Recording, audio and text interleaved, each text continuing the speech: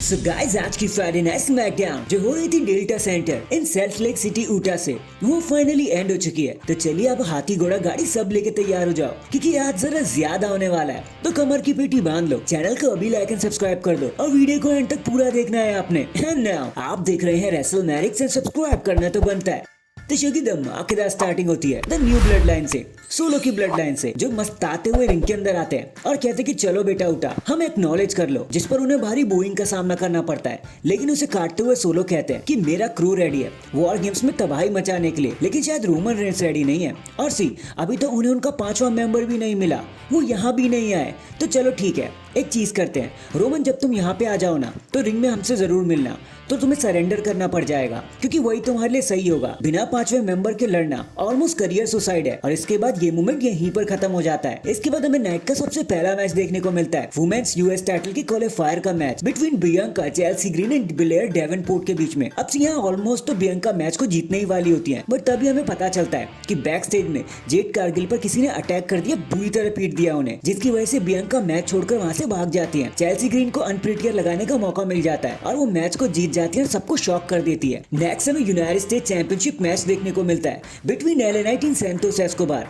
बताने को यहाँ कुछ भी नहीं है, शिंजुकी नाकामुरा एले नाइट को बहुत परेशान करने आए थे, लेकिन फिर भी एज एक्सपेक्टेड एले नाइट अपने मैच को जीतने में, टाइटल रिटेन करने में कामयाब हो जाते हैं। जिसके बाद शिंजुकी नाकामुरा रिंग के अंदर घुसे चले आते हैं और वो सेलिब्रेशन काट देते हैं एले नाइट का, और एले नाइट को जरा ढंग से ही रैक कर देते हैं वो, और फिर दोबारा उन्हें पीट कर नाकामुरा वहां से चले जाते हैं। इसके बाद हमें दी अमेरिकन नाइटमेयर कोडी रोड्स देखने को मिलते हैं, जो गुस्से से रिंग में आते हैं और कहते हैं कि देखो ऑर्टन यहाँ पर नहीं है, उन्होंने तो कहा कि केविन भी यहाँ पर नहीं है, लेकिन मैं ये झूठ नहीं मानता, मुझे पता है केविन तुम यहीं पर हो, तो चलो मेरे सामने आओ। केविन ओवेंस वहाँ आ भी जाते हैं और कहते हैं कि देखो हमें किसने बुलाया है, द ग्रेट कोडी रोड्स ने, और हम उनका कहा कैसे टाल सकते हैं, हमें तो आना ही था, लेकिन तुम्हें हमेशा थोड़ी ना वो मिल सकता है जो तुम्हें चाहिए कोडी। तो कोडी वहाँ पे गुस्से में केविन को मारने की कोशिश करते हैं, लेकिन सिक्योरिटी गार्ड्स उन्हें रोक लेते हैं। केविन कहते हैं कि आई नो तुम मुझसे लड़ना चाहते हो, बट पहले तो ये तो सुन लो कि मैं नाराज क्यों हूँ। भाई हमने 4 साल मेहनत करी रोमन रेंस को हराने के लिए, मैंने तुम्हारी मदद करी कि तुम अपनी कहानी खत्म कर दो, लेकिन फिर क्या हुआ, जब रोमन वापस आया तो तुमने उसका ही साथ देना शुरू कर दिया। ये सब तुम्हारा किया धरा है कोडी, तुम्हारी वजह से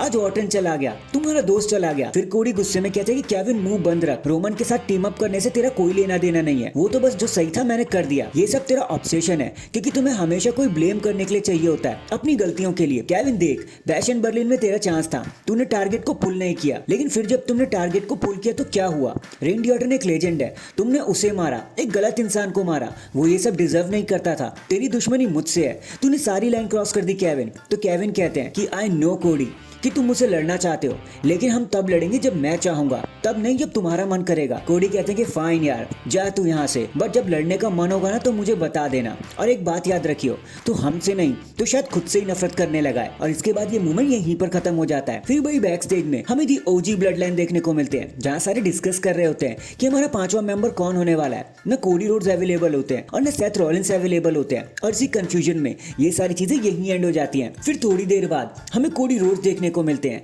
जब वो बाहर जा रहे होते तो उन्हें कार्मेलो हेज रोकते हुए कहते हैं कि चलो आखिर किसी ने तो तुम्हें सच्चाई दिखाई, तुम्हें आईना दिखाया। कोडी बोलते कि फिर से बोलियो क्या बोला, और कोडी रोड फिर धक्का मार देते कार्मेलो हेज को। निक एल्डिस उन्हें रोकने आते हैं तो कोडी कहते हैं कि भाई ड्राफ्ट 1 के राउंड पिक में एक बार रिवैल्यूएट कर ले, शायद तूने एक गलत इंसान को चूज कर लिया है। और इसी के साथ ये मूवमेंट यहीं पर खत्म हो जाता है। नेक्स्ट हमें एक वुमेन्स टैग टीम मैच देखने को मिलता है between Bailey and Naomi versus Tiffany Stratton and Candice LeRae के बीच में। बताने को यहाँ कुछ भी नहीं है, बेली एंड नायोमी मैच को जीत जाते हैं, जिसके बाद सारे ही war games competitor, women's war game competitor ring में आ जाते हैं। सारी लेडीज के बीच में एक ब्रॉल छिड़ जाता है, जहां आज भी लिव मॉर्गन दुम दबा के भागने में कामयाब हो जाती हैं और टीम रिया रिप्ली को स्टैंड टॉल करने का मौका मिलता है। इसके बाद हमें टमासो चैंपा वर्सेस मॉन्टेज फोर्ड के बीच में एक क्विक सिंगल्स मैच देखने को मिलता है, जहां मॉन्टेज फोर्ड टमासो चैंपा को हराने में कामयाब हो जाते हैं। जिसके बाद स्ट्रीट प्रॉफिट एंड डीआईवाई के बीच में कुछ आर्ग्यू होने लगते हैं। मोटर सिटी मशीन गन भी इसमें ऐड होने की कोशिश करते हैं, लेकिन टमासो चैंपा वहां से गुस्से में भाग जाते हैं। एंड फाइनली ये सारी चीजें लीड करती है हमें हमारे मेन इवेंट की तरफ, जहां सबसे पहले